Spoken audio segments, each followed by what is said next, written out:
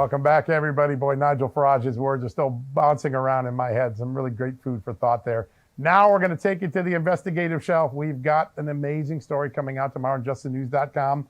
And because you're on this show now, you're going to get it early from our extraordinary colleague, Seamus Bruner, who is the Director of Research for the Government Accountability Institute, the co-author with me on the book Fallout, and one of the best investigative journalists this world has ever seen. Seamus, welcome to the show again.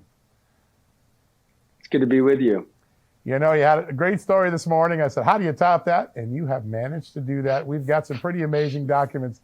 Tell us about the commingling of finances and the real story of Joe and Hunter's business and financial relationships. Yeah, I got to say, John, of all the pieces we've done, I think I'm most excited about this one because there's a lot of stuff we've already known, but also some really great fresh breaking news. So we put it all together. We brought all of the meetings, all of the finances, and we've revealed that once again, this is not a Hunter Biden scandal. This is a Joe Biden scandal, showing that the vice president, Joe Biden, then vice president, was commingling his finances with his son Hunter. And it just time and again, I mean, you've got Hunter paying his bills. You've got Joe Biden as vice president meeting with Hunter Biden's business associates. Now, he's repeatedly lied about that and said it never happened. But we've got at least 5 examples of him meeting with Hunter's foreign associates. So it really just goes on and on and on. And then we find out when Joe Biden left office, the tides changed and he started sending business to Hunter and he started paying Hunter's bills. So, I mean, it's really unbelievable stuff. Yeah, it is. Yeah, Seamus, you've got this bank account and it's in both names, both Hunter and Joe Biden, and it's a checking account. And I think that it's important to make that distinction because it's not like it's a savings account where they're just pouring money into it and letting it accrue interest and just let it sit there. It's a checking account that money is being deposited into, bills are being paid out of it, and yet Joe Biden still contends that he had no idea what his son's business dealings were. It truly strains credulity that he didn't know. It really does. And some of the other stuff that was shocking, Hunter Biden's business partner, very close business partner, Eric Schwerin, is preparing tax documents in 2010. So Joe Biden is vice president. He's barely a year and a half in to his first term as vice president. And you've got Hunter Biden's business partner, receiving tax refund checks. By the way, that's nice. I don't know how Joe Biden gets a tax refund. I sure don't. But he's got tax refunds coming back. And then Eric Schwerin goes and cashes the check and then writes a new check from Joe Biden's account to Hunter Biden. You've got Eric Schwerin communicating with the office of vice president, talking about how they're going to change the state that Joe Biden is filing his taxes in. And he's doing all of this. Eric Schwerin is doing all of this from his personal private business account from Rosemont Seneca Partners. Even in the signature line, it says Eric Schwerin of Rosemont Seneca Partners. Now, that's the entity that a lot of these foreign oligarchs were partnering with, and that Hunter Biden pulled all of this money into. So, I mean, the lines are so blurry, it's out of control. Yeah, and remember, we, the American voter, were told in 2020, it's a bright line. There's nothing between Joe Biden and Hunter Biden. Doesn't know anything about it. He was getting his bills paid. I want to go back to that 2010 series of emails where a third party is helping Hunter and Joe Biden do their taxes. And then when the tax refund comes in, he gets the check. Eric Schwerin gets the check.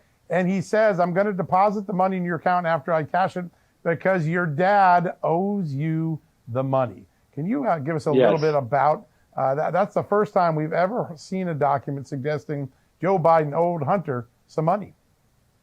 Yeah, that's right, John. It's 2010, so Joe Biden is vice president. And by the way, before he was vice president, he was a senator. So it's not like Joe Biden has a private business career with Hunter Biden. He's been in politics for 50 years. So, I mean, Hunter Biden paying Joe's bills and doing his taxes, he's always been a public official. So it really reeks to high heaven. Now, this 2010 tax refund, I'm not sure why it comes to Eric Schwerin. I'm not sure why Eric Schwerin has access to Joe Biden's accounts, but he does. And the biggest thing, like you said, is that he says your father owes you. I mean, this email is as close to a smoking gun as we have seen. What could Joe Biden owe Hunter Biden for? Yeah, Seamus and John and I were laughing about this earlier. Hunter Biden has this reputation for being kind of, I guess, a deadbeat son, smoking crack and doing drugs and having dalliances with prostitutes and things like that. But it really is amazing how intentional he seems. He's manipulative, he's calculating, and dare I say shrewd with these business dealings, spinning his father's influences and contacts into a pretty decent amount of money. Yeah, that's absolutely right. He's very savvy, despite all of the drug use. And, you just see time and again, he uses, like we reported yesterday with the World Food Program, he uses a charity as cover for meeting with foreign oligarchs. I mean, the dinner that we reported on in April 2015, you've got these Kazakh oligarchs. I mean, some of them have been arrested for high crimes like treason in Kazakhstan. And you've got the Burisma representative. Burisma was a corrupt Ukrainian gas company. Joe Biden met with these folks, and then he has the audacity to tell us that there's not a scintilla of evidence, not a shred of evidence that he ever discussed business dealings with Hunter. We've got a supercut of all of the times Joe Biden has lied. And when you watch that while reading this piece, it's just staggering how many times he looked American voters in the eye while on the campaign trail and said, there's nothing to this, when we just know that's not true. Yeah, it's really is striking, Seamus. As last night, as we were putting together the touches on the story that broke this morning about the charity and using it as a cover for their business dealings, I sent a lot of these documents, the stuff for tonight, the stuff from yesterday, to the former chief of intelligence for the FBI, Kevin Brock, someone that's respected universally across both political aisles. He looked at it and said, you know what, John? This has all the hallmarks of multiple foreign countries running influence operations against the Biden family, trying to compromise the Biden family. He's on the record in that story. You and Peter have been warning about this through 2 books and great investigations. How serious a security problem do we now have sitting in front of us with the Biden family now that all this has been laid bare? It's a huge security problem. It always has been a security problem. The minute that Hunter Biden took money from foreign businessmen and companies that are tied to the highest levels of Chinese intelligence, they compromised the White House. I mean, that's the kind of stuff that, I mean, we're almost jaded to it at this point because we know so much about it. But it's really, I mean, it's unprecedented. We've never had a second or first family with so much compromising material in the hands of our adversaries. I mean, the Ukraine thing with Joe Biden going over there and using his position as vice president to get a prosecutor fired that was looking into the company giving millions of dollars to his son. That's unprecedented. I mean, there are so many unprecedented scandals wrapped up in this Joe Biden, Hunter Biden, business empire, James Biden, Frank Biden. They're all on the take. And it's not just, making money with American businesses, it's making money with foreign businesses.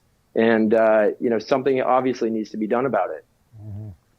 Absolutely. Seamus, just 30 seconds left. In light of this information, and let's face it, a ton of information that's come out over the last 5-10 years, is there any way that Americans could or should trust Joe Biden going forward? No, I mean, you look at his approval ratings, it's not just Republicans who don't trust Joe Biden. Democrats don't trust Joe Biden. I mean, his approval ratings are in the toilet. I think that's why you're seeing, among a few other reasons, I think that's why you're seeing outlets like the New York Times, the Washington Post, Politico, et cetera, finally reporting on the stuff that we've all been covering for years. I think they see the writing on the wall. I think they see that Joe Biden cannot be trusted. And so they're trying to get out in front of it. That, and it appears the prosecutors are getting close to making some sort of a move against Hunter Biden. Yeah. I mean, the foreign influence here is incredible. It's a remarkable case of elite capture. And for Hunter Biden's part, I also find it remarkable that he was able to operate in this way, being on 30-day benders with hookers and blow. It takes talent within itself, I suppose. Seamus Brunner, thank you so much. We'll have you back on soon. And coming up after the break, we have Congressman from California, right here in California, Darrell Issa. Stay with us.